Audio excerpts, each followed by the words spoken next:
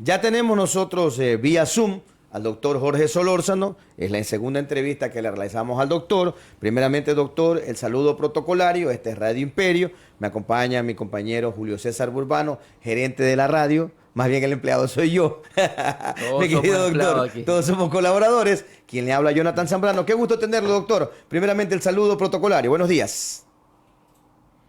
Hola, buenos días, señor Urbano, buenos días a toda la colectividad que nos escucha actualmente en la radio.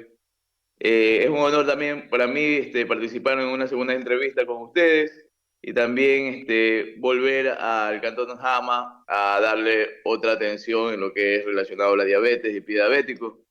Recordando que en la campaña anterior fue un éxito, muchas personas llegaron. Sí se les quería informar que cambiamos el lugar de atención por un lugar más grande, por el motivo de que hubieron personas que estuvieron esperando afuera y el sol, entre otras cosas, fue catastrófico. Ahora se contrató un lugar más amplio, donde las personas pueden estar más cómodas y así dar una buena, o una mejor atención, mejor dicho. Doctor, en un primer momento de la entrevista con usted conversábamos de que ustedes tienen un lema, que no amputan y que solucionan más bien este problema. Pero vamos al otro lado de la moneda, cuando ya tocó por situaciones ajenas a la voluntad de ustedes y de descuido del paciente. ¿Cuál es el cuidado que tiene que tener esa persona? Y siempre se ha acostumbrado y se ha visto en la medicina tradicional de que primero al diabético le cortan el dedito gordo, que es el que más está expuesto, luego después le cortan el pie y finalmente por allí va perdiendo la extremidad. Cuando ya se tiene esto que llegar a la amputación, necesariamente se puede entrar en remisión el paciente o es inevitable que vaya perdiendo todo su extremidad. No, claro que no. Bueno, el síndrome del pie diabético viene a ser una complicación ya crónica de la diabetes en sí. Ya viene porque ya el paciente ha venido arrastrando hiperglucemia crónica, déficit de circulación periférica, neuropatía diabética, que esto va de la mano para que se haga el pie diabético como tal. No significa que porque alguna vez debutó con pie diabético y, por ejemplo, amputó el primer ortejo, significa que va a seguir en continuidad perdiendo las otras partes de su extremidad. Con un buen cuidado, el paciente no puede volver a recaer en esto. Aunque estadísticamente se habla que el paciente que no toma en cuenta la enfermedad, a los 2 años repite el pie diabético. Esto es lo que pasa. Pero el paciente que ya toma en cuenta que la enfermedad es una complicación nefasta para su salud, si está mal controlada, si su azúcar pasa por 150, si haya comido, significa que estas complicaciones que mantiene siempre van a correr una fractura. Entonces, por eso es importante que el médico no solamente trate, sino que prevenga, que eduque al paciente, que le enseñe lo que es la enfermedad para que ellos puedan vivir feliz con la diabetes. No considerarlo una enfermedad como tal, sino un estilo de vida, para que esto no repercuta a futuro. Doctor, yo tengo una pregunta y disculpen, pero yo le voy a dar el paso a Julio César.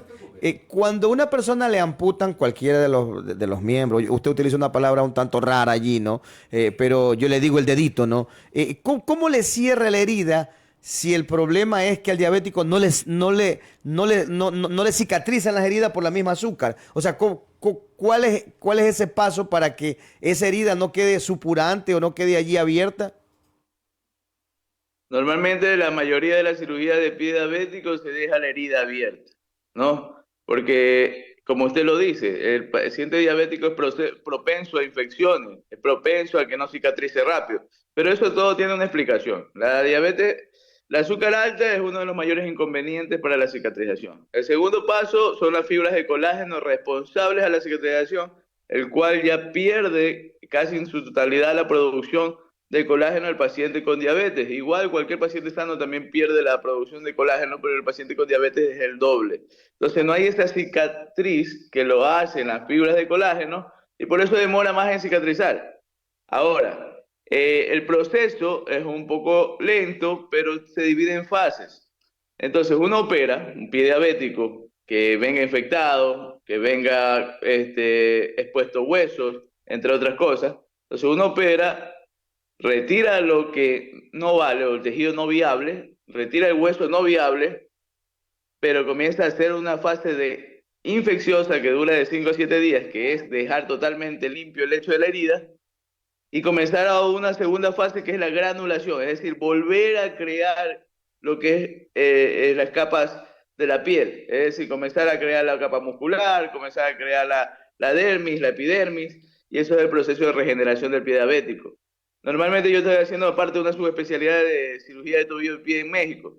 Y esto de aquí ya venimos con técnicas avanzadas incluso, ya podemos comenzar a estructurar el pie, el cual antes solamente se hacía que la granulación tardara, por ejemplo, 2 a 3 meses. Con las nuevas técnicas quirúrgicas, la granulación va a tardar un mes. Entonces son cosas más actualizadas. Va a haber una mayor eficacia en el tratamiento de pie diabético. Doctor, ¿cómo le va? Buen día. Yuri Urbano lo saluda, qué gusto poder tenerlo. Porque siempre es importante darle recomendaciones a la población y hemos creído conveniente hablar de muchos temas, ¿no? Y hay algo que me parece interesante, quiero una respuesta suya con respecto a estos procesos que hoy veo. Por ejemplo, a más de lo de los tratamientos, hay mucha gente que comienza a consumir recomendaciones que salen desde lo coloquial hasta parte de costumbres en lo que tiene que ver al proceso de Manaví.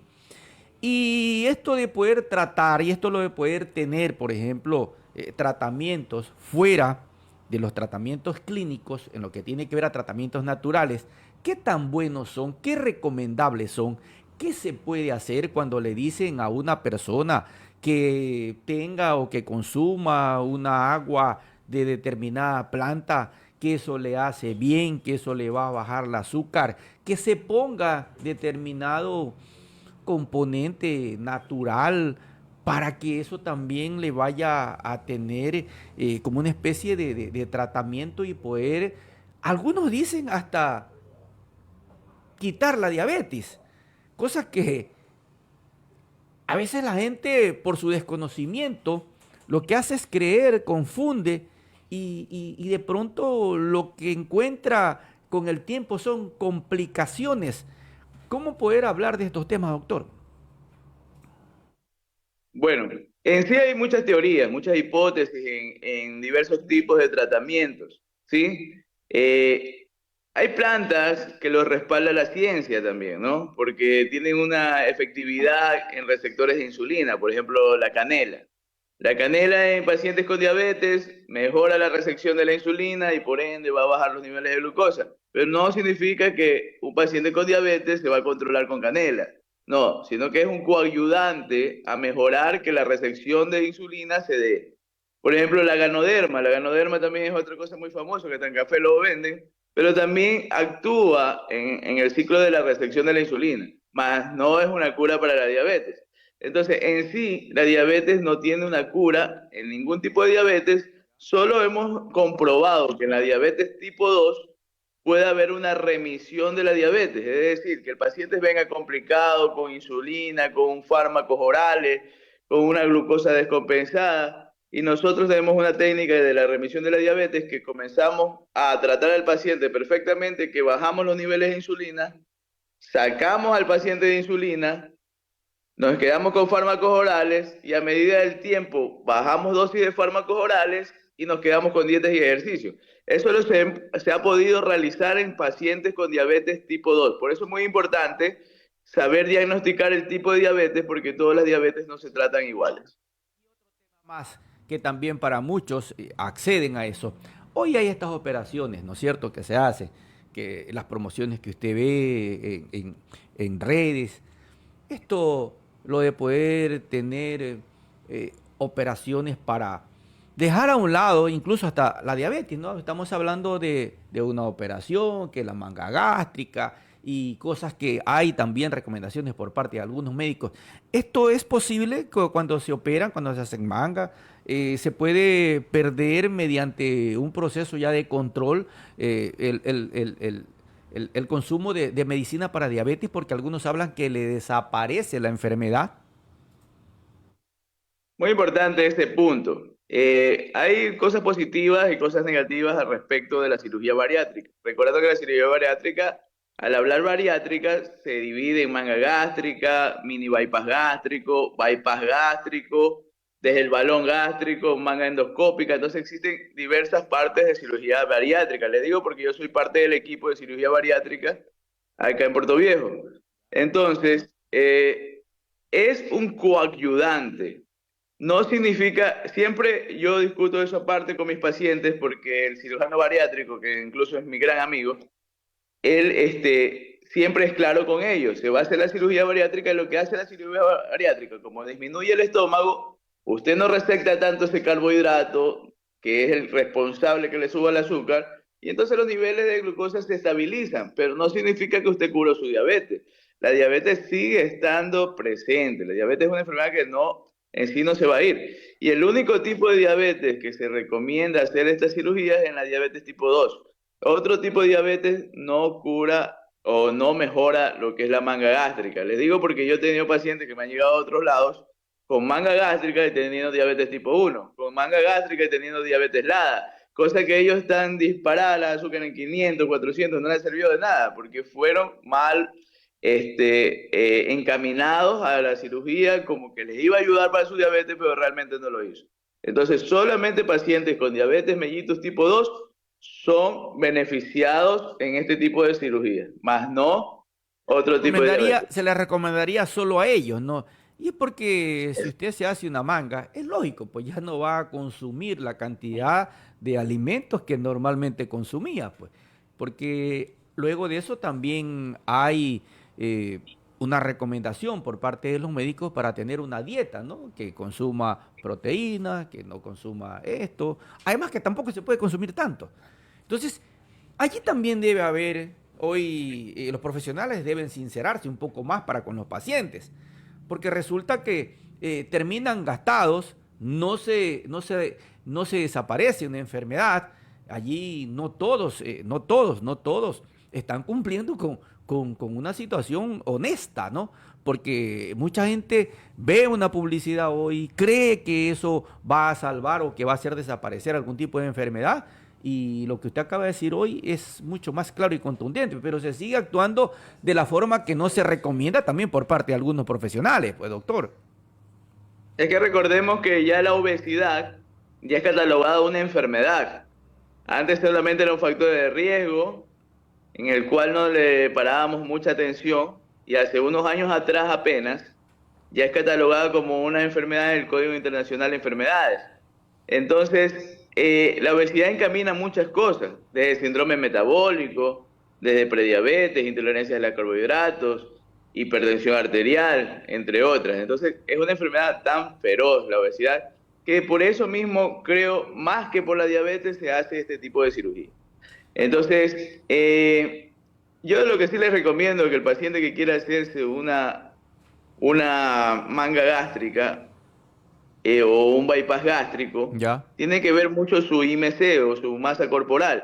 Porque si es un paciente que no es tan obeso, está en un sobrepeso, está iniciando una obesidad 1, deberían tomar la opción de la manga gástrica y no del bypass, porque el bypass es una cosa muy severa, no solamente es el estómago que se retira en su 80%, sino que también es parte del intestino delgado. Al ser parte del intestino delgado, usted pierde la absorción de los nutrientes del organismo y por eso a estos pacientes se les cae el pelo, se van como de un lado, les falta vitamina, siempre van a estar con proteínas, vitaminas tomando de por vida. Entonces para mí es una cirugía muy severa. La manga gástrica, en cambio, solamente es el estómago y esto, un pro es que usted no se descompensa, pero lo malo es que la manga gástrica solamente si está bien guiada puede durar 4 o 5 años, no dura más la manga gástrica. Entonces, incluso he visto pacientes que no se controlan y en un año nuevamente están gordos. Entonces, todo depende de la educación y de los buenos hábitos. Y eso ya depende del médico, especialista en nutrición, llevarlo bien al paciente, encaminado y sobre todo que el paciente tenga esa predisposición. Porque si no hay predisposición por el paciente, es una inversión en vano. Diabético, es decir, nunca debe abandonar la medicina. Paciente diabético, lo que pasa, esto es un dilema. Por ejemplo, el paciente diabético que se hace una manga es un paciente que está, por ejemplo, hiperinsulinizado con insulina o está con grandes dosis de antiglucémicos orales. Entonces, al hacer la manga, disminuye el carbohidrato, uno tiene que retirar la insulina, retirar la metformina, porque no le va a dar nada de bien al principio de la manga, pero quedarse con un protector cardíaco y renal. Por ejemplo, en este caso podemos usar la epaglifosina o la dapaglifosina, que eso mantiene nivelado la glucosa, pero también está protegiendo su corazón y su riñón. Entonces, eso es lo que a veces descuidan y no toman nada, y cuando aparece otra vez la diabetes haciendo relajo en ese organismo. Doctor, hay una palabrita que me llama mucho la atención y es un coma diabético. ¿Qué es eso, doctor? Esta es una complicación aguda de la diabetes. La diabetes tiene complicaciones agudas y crónicas. Las agudas son las más mortales, que pueden encaminar a la mortalidad del paciente, que son la cetoacidosis diabética y el coma hiperosmolar. Entonces, un coma hiperosmolar, si nos damos cuenta, es cuando el paciente ya aumenta sus niveles de glucosa encima de 600. Y entonces, esto de aquí encamina a hospitalizaciones porque ellos hacen algunos síntomas que descompensan la salud inmediatamente. Y la otra complicación aguda de la diabetes es la cetoacidosis, que se ve cuando aumenta de 300 miligramos de decilitros la glucosa y comienza el organismo a equivocarse. En vez de coger la glucosa como combustible, lo que coge es la grasa y comienza a hacer algo que se llama cetosis. Es decir, vuelve de ácido todo su organismo y comienza a dañar órganos. Son las dos complicaciones terribles de la diabetes que se llaman complicaciones agudas. Doctor, ¿y cada qué tiempo es recomendable para el paciente diabético estarse pinchando ahí el dedito para tomar la muestra del azúcar? A mí siempre me gusta el paciente llevarlo a una toma de glucosa al azar, porque el paciente me puede decir a mí, yo ayunas amanezco en 100, 110, y con eso se van siempre, y dicen, no, si yo amanecí en 100. Cuando usted llega a consulta, por ejemplo, yo atiendo en Manta en la tarde, por ejemplo, atiendo a las 5:30 de la tarde. Entonces, ya a esa hora me llegan con 300, 400 de azúcar y me dicen, no, yo llegué con 100 en la mañana. Pacientes nuevos, digo, porque ya controlados, ellos ya saben que hasta Consume dónde pueden alimento de llegar. nada, pues. Exacto. Entonces, por eso a mí me gusta encaminar al paciente al azar. Por ejemplo, tómate hoy día antes del desayuno, mañana antes de la merienda, pasado antes del almuerzo. El siguiente día tómate 2 horas después de almorzar. Al siguiente día tómate 2 horas después de merendar. Entonces lo estoy llevando al azar, cosa que yo me doy cuenta de algo muy importante que los médicos deben saber para tener un paciente regulado, es la variabilidad de la glucosa. Es decir, que la glucosa en el día, las 24 horas, no puede variar tanto haciendo un pico, subir a 250, cuando la estabilidad debería ser en una sola línea recta. Entonces, por eso se hace la glucosa al azar para medir variabilidad de glucosa.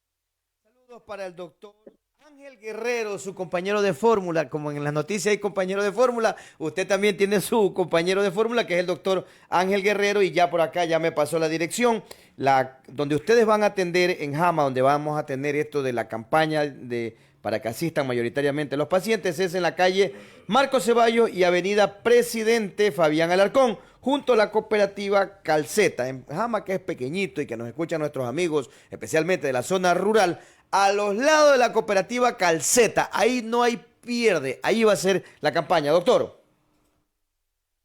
Sí, te saludo para Ángel. Ángel ha sido un gran compañero en la parte laboral, lo conozco hace mucho tiempo, compañero de la universidad. Actualmente ha hecho un diplomado en pie diabético, le está yendo muy bien en la zona norte, el cual he recibido invitaciones por parte de él para ayudar en la atención, y ya llevamos 2 campañas anteriores con muchos éxitos. Ahora me ha invitado a otra campaña, en el cual va a ser este 23 de agosto. Entonces esperamos a toda la participación de la ciudadanía que desee estar bien con su diabetes. Si tiene heridas, aproveche, úlceras venosas, úlceras arteriales, gangrenas, pie diabético, toda herida de difícil cicatrización, estamos en ese día para colaborar. Vamos a estar en unos precios súper buenos, casi la mitad de precio en todos los procedimientos, tratamientos de sueroterapia, consulta médica, monitorización, Doppler vascular. Va a ser una consulta completa como lo hemos venido dando, y el paciente ahora actualmente, después de 2 campañas, se está dando cuenta de los resultados y me gusta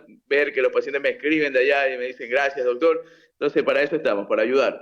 Y sí, vamos a estar en un nuevo local donde estamos a menos para acoger a toda la población y así. Yo sí quería recalcar algo en decirles a la población cómo identificar la diabetes sin una prueba de glucosa. Hay síntomas principales que uno los puede ir viendo y si tiene positivo 1 o 2 síntomas de esto, uno ya puede llegar a pensar, me está pasando algo, tal vez pueda tener diabetes. Entonces, si el paciente comienza a tener mucha sed, que se llama polidixia, y de repente, yo por ejemplo, yo me tomaba 2, 3 vasos de agua en la mañana, pero ahorita no puedo dejar de tomar, tengo que estar tomando a cada momento porque me da demasiada sed. Es uno de los síntomas, le comento.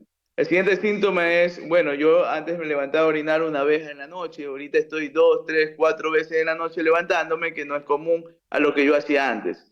Segundo síntoma, y el tercer síntoma es una ansiedad al comer, es decir, no, bueno, recién comí y otra vez me dio hambre. Entonces, estas cositas hay que saber identificar y sobre todo también si ha perdido peso los últimos 3 meses sin hacer dietas de ejercicio, solamente ha estado bajando, esto es un cuarto síntoma que nos puede conllevar a detectar que está pasando algo anormal en nuestro organismo. Si usted tiene 2 de estos síntomas antes mencionados, significa que usted está o está llegando a una diabetes. Es muy importante solamente teniendo observación de estas 4 cosas para poder hacerlo desde casa o ver si a un familiar le está pasando esto. Muy bien, doctor. Muy agradecido con este proceso y estas recomendaciones, ¿no? Que nacen desde lo médico, como usted, desde lo clínico, con las sugerencias, y por ende también para que la ciudadanía en algún momento pueda asistir o pueda conversar o pueda tratarse acerca de esta enfermedad realmente que es una cosa que crea demasiadas Se me quedó algo complicaciones. del doctor. Y estaba sacando unas conclusiones rapidito que la persona pierde colágeno, es decir, al perder colágeno, el paciente diabético se lo ve más avanzado en años porque el colágeno es lo que lo tiene a uno jovencito, pues mi querido doctor. O estoy equivocado yo? Bueno, normalmente la producción de colágeno en cualquier individuo desde los 32 años disminuye su Sí, producción sí, sí, sí. a un 50%. En pacientes con diabetes disminuye más la producción de colágeno que el individuo normal. Recordando que también sus partes óseas, por ejemplo el hueso tiene 30% de colágeno, los tendones tienen 30% de colágeno. Ya, perdón, el cartílago tiene 30% de colágeno y los tendones están hechos de puro colágeno. Entonces, todas esas cositas, y si nos basamos al pie, que es uno de los puntos más vitales del organismo, es el que hace la fuerza de sostener o sostiene todo el organismo, entonces por eso es involucrado más en los pacientes diabéticos. Entonces tenemos que dar un poquito más de colágeno para estar bien. Bien, señor, muchísimas gracias, doctor, por estar Gracias, con doctor. nosotros. Son las 8:30.